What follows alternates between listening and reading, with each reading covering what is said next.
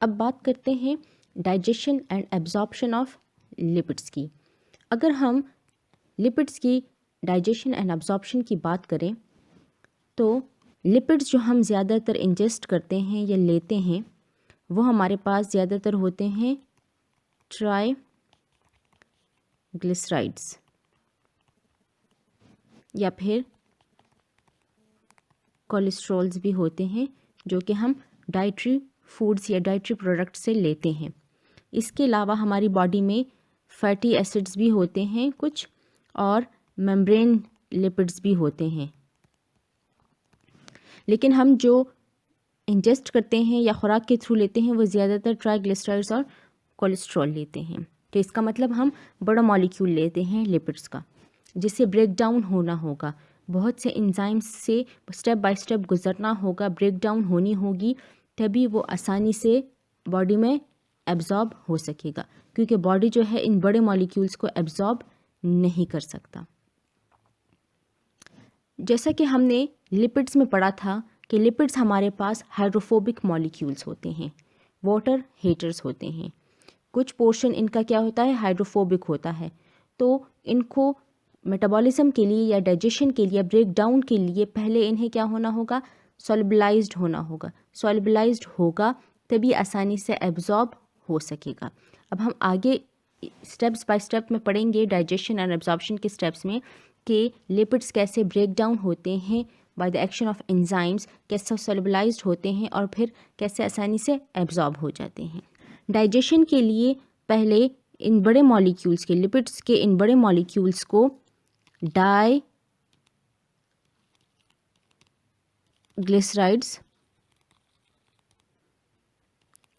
Plus fatty acids में convert होना होगा।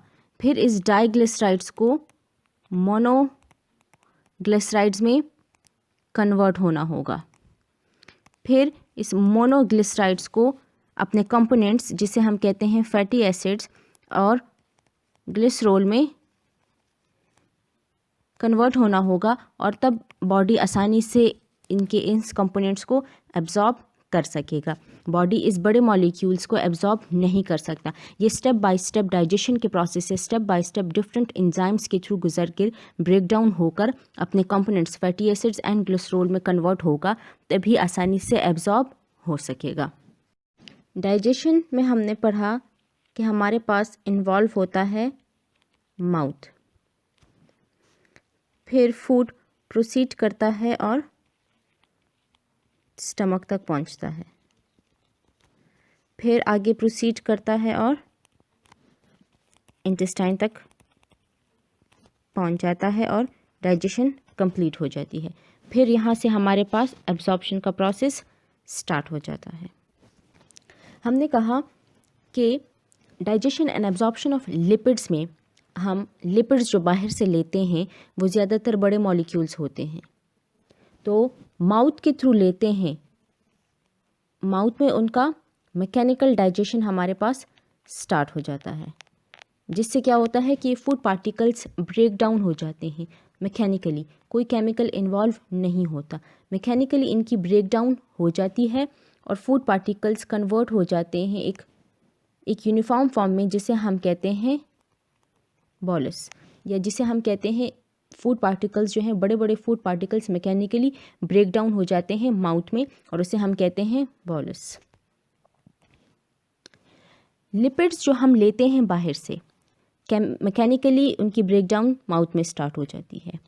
फिर माउथ में एक एंजाइम है जिसे हम कहते हैं लिंगुअल लाइपेज। ये लिंगुअल लाइपेज जो है वो इस मैकेनिकली जो ब्रेक डाउन हो जाता है लिपिड या फूड पार्टिकल्स, उसके साथ ऐड हो जाता है। ये एंजाइम काफ़ी वीक है, इसको अपना फंक्शन परफॉर्म करने के लिए एसिडिक एनवायरनमेंट की ज़रूरत होती है, जो कि माउथ प्रोवाइड नहीं कर सकता।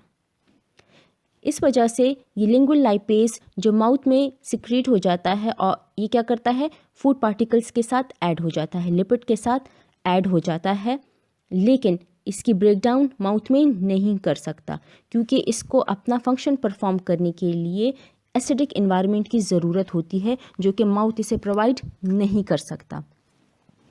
तो आगे क्या होता है कि ये फूड पार्टिकल्स जिनकी मैकेनिकली ब्रेकडाउन हो जाती है, ये लिपिड्स जिनकी मैकेनिकली ब्रेकडाउन हो जाती है और इनके साथ ये लिंगुअल लाइपेज एंजाइम जो है वो ऐड हो जाता है। ये फिर आगे प्रोसीड करते हैं और पहुंच जाते हैं स्टमक तक। फिर स्टमक में हमारे पास ये लिंगुअल लाइपेज एंजाइम जो है ये एक्टिवेट हो जाता है। स्टमक जो एसिडिक एनवायरनमेंट प्रोवाइड करता है इस लिंगुअल लाइपेज को, इसकी मदद से ये लिंगुअल लाइपेज जो है एक्टिवेट हो जाता है और अपना फंक्शन स्टार्ट कर लेता है। ये लिंगुअल लाइपेज क्या करता है, ये बड़े मॉलिक्यूल्स को ट्राइग्लिसराइड्स को कन्वर्ट कर देता है, ब्रेक डाउन कर देता है इनटू डाइग्लिसराइड्स में और फैटी एसिड्स में कन्वर्ट कर देता है, लेकिन वेरी स्मॉल अमाउंट। जितनी ब्रेक डाउन होनी होती है वो हो जाती है, जो रह जाते हैं फिर स्टमक में हमारे पास एक और एंजाइम है जिसे हम कहते हैं गैस्ट्रिक लाइपेज। गैस्ट्रिक लाइपेज जो है वो क्या करता है, इन बड़े मॉलिक्यूल्स, लिपिड्स की जो बड़े मॉलिक्यूल्स हैं उनकी ब्रेक डाउन करता है। ये गैस्ट्रिक लाइपेज भी हमारे पास वीक एंजाइम है। ये भी क्या करता है, बहुत थोड़े अमाउंट में इन जो रह जाते हैं इस लिंगुअल लाइपेज से लिपिड्स जो रह जाते हैं, ब्रेक डाउन नहीं हो जाती, वो क्या करते हैं, गैस्ट्रिक लाइपेज उनकी ब्रेक डाउन कर देता है। तो ये भी हमारे पास क्या करता है ट्राइग्लिसराइड्स या डाइग्लिसराइड्स की क्या करता है, ब्रेक डाउन करता है इनटू डाइग्लिसराइड्स या मोनोग्लिसराइड्स में अलॉन्ग विद फैटी एसिड्स। जितनी ब्रेक डाउन होनी होती है वो हो जाती है, जो रह जाते हैं वो फिर आगे प्रोसीड करते हैं और पहुंचते हैं इंटेस्टाइन के ड्यूडेनम पार्ट तक। इसके अलावा ये हमने बात की ट्राइग्लिसराइड्स की। हमने कहा हमारे पास जो हम इंजेस्ट करते हैं लिपिड्स वो ट्राइग्लिसराइड्स भी होते हैं और कोलेस्ट्रॉल्स भी होते हैं। तो कोलेस्ट्रॉल जो है वो ना माउथ में इसकी डाइजेशन होती है ब्रेक डाउन, ना स्टमक में होती है, वो इसी तरह इंटैक्ट बड़ा मॉलिक्यूल आगे प्रोसीड करता है और इंटेस्टाइन तक पहुंच जाता है। फिर उसकी डाइजेशन या ब्रेक डाउन जो है वो इंटेस्टाइन में होती है। जितनी ब्रेक डाउन डाइजेशन होनी होती है वो माउथ में हो जाती है, जितनी होनी होती है वो स्टमक में हो जाती है लाइपेज एंजाइम की मदद से, लिंगुअल लाइपेज और गैस्ट्रिक लाइपेज की मदद से। फिर आगे प्रोसीड करते हैं और इंटेस्टाइन के ड्यूडेनम पार्ट तक पहुंच जाते हैं।